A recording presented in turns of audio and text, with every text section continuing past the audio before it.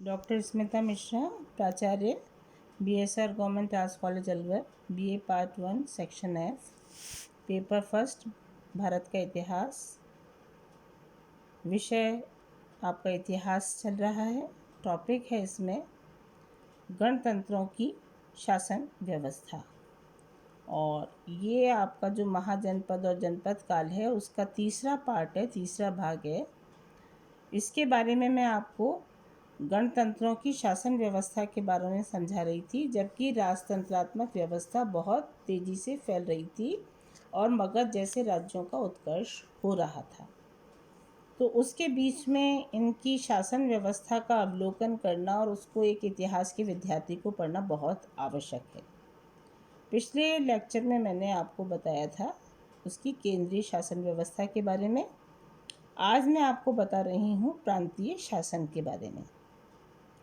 तो मैंने आपको बताया था, उससे आगे कंटिन्यूएशन में हम आगे बढ़ रहे हैं। राज कार्य में राजाओं की सहायता के लिए उपराजा, सेनापति, भंडागारिक आदि पदाधिकारी होते थे। इनकी प्रचुर संख्या को देखकर यह अनुमान लगाया गया है कि लिच्छवी राज्य अनेक लघु इकाइयों में बटा हुआ था। मतलब केवल सेंट्रल एडमिनिस्ट्रेशन नहीं था, वो कई लघु इकाइयों में बटा हुआ था, यूनिट्स में बटा हुआ था।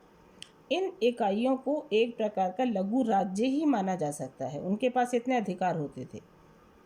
अंगुत्तर निकाय, जो बुद्ध धर्म का एक प्रमुख ग्रंथ है, उसमें लिच्छवी राज्य से संबंधित दो अन्य पदाधिकारियों का भी उल्लेख किया गया है। ये है गांव का मुखिया और औद्योगिक संस्थाओं का मुखिया। अब इसी में हमको प्रांतीय शासन में इसके डिसेंट्रलाइजेशन के बाद जो चीज़ देखने को मिलती है वो है सभा या संस्था। लिच्छवी कुल के प्रमुख व्यक्ति क्या कहलाते थे? राजा। लिच्छवी कुल के प्रमुख व्यक्तियों यानी राजाओं की सभा संस्था कहलाती थी। जिस स्थल पर सभा की जाती थी उसे कहते थे संस्थागार या संथागार। प्राकृत पाली भाषा में उसे कहते थे संथागार। यहाँ सभी छोटे बड़े विषयों पर विचार विमर्श होता था।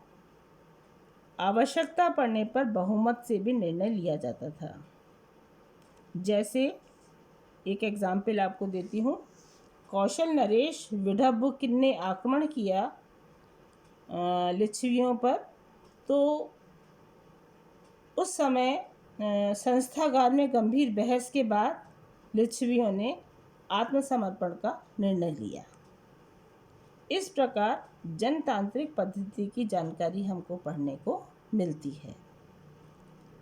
फिर अब आता है कि सभा की कार्यवाही कैसे होती थी।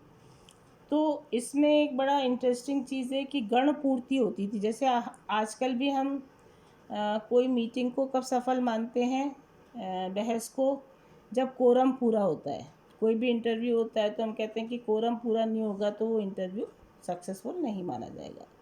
तो इसमें भी गण पूर्ति यानी कोरम अर्थात निश्चित संख्या में सदस्यों की उपस्थिति आवश्यक थी। संस्था में बैठने का एक निश्चित आसन होता था, व्यवस्था होती थी, जिसे कौन संभालता था? आसन प्रज्ञापक नाम का अधिकारी करता था। कि हर व्यक्ति के लिए एक आसन हो, उसको आसन प्रज्ञापक नाम का अधिकारी संभाला करता था। अधिवेशन में किसी भी प्रस्ताव का औपचारिक प्रस्तुतिकरण आवश्यक था कि आप औपचारिक सा प्रस्ताव बनाकर लाएं। मत या वोट को छंद कहा जाता था। मतदान प्रक्रिया के अंतर्गत अलग अलग रंग की लकड़ी की शलाकाएं बांट दी जाती थीं। फिर उन शलाकाओं को इकट्ठा किया जाता था।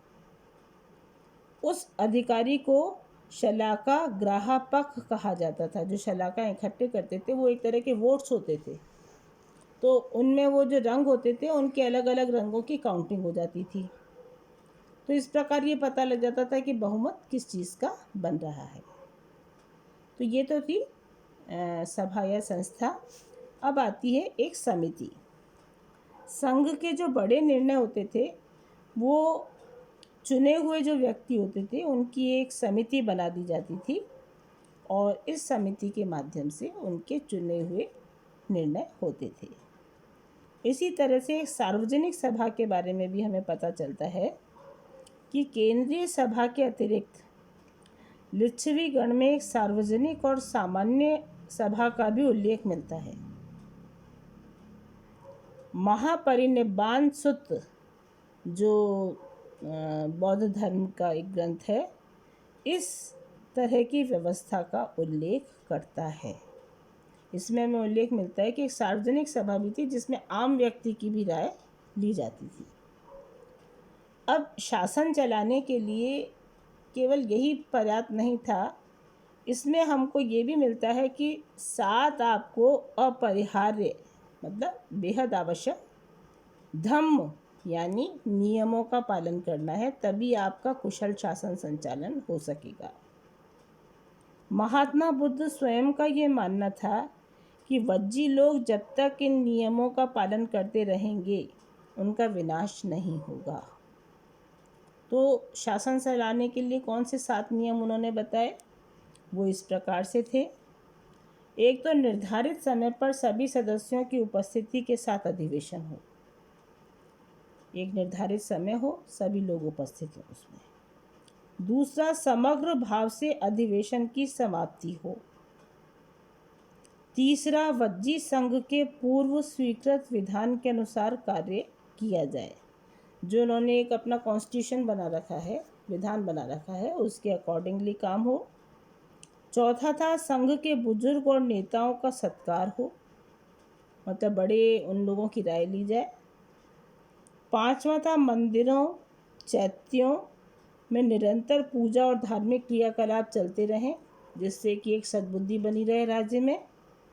और छठा था, महापुरुषों का सम्मान हो, जो आपके राज्य की विभूतियाँ हैं उनका जब तक सम्मान होता रहेगा वो राज्य को अच्छी सलाह देते रहेंगे।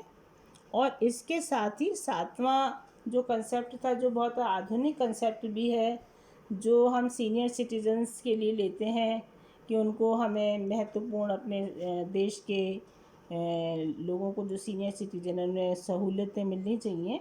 तो इसमें भी कहा गया है 7वां पॉइंट कि वृद्धों का सम्मान होना चाहिए। तो आप ये देखेंगे कि किस तरह से एक बड़े सिस्टमेटिक तरीके से प्रांतीय शासन था, सभा थी, समिति थी, सार्वजनिक सभा थी, और उसे चलाने के लिए 7 प्रकार के नियमों का भी उल्लेख हमें पढ़ने को मिलता है।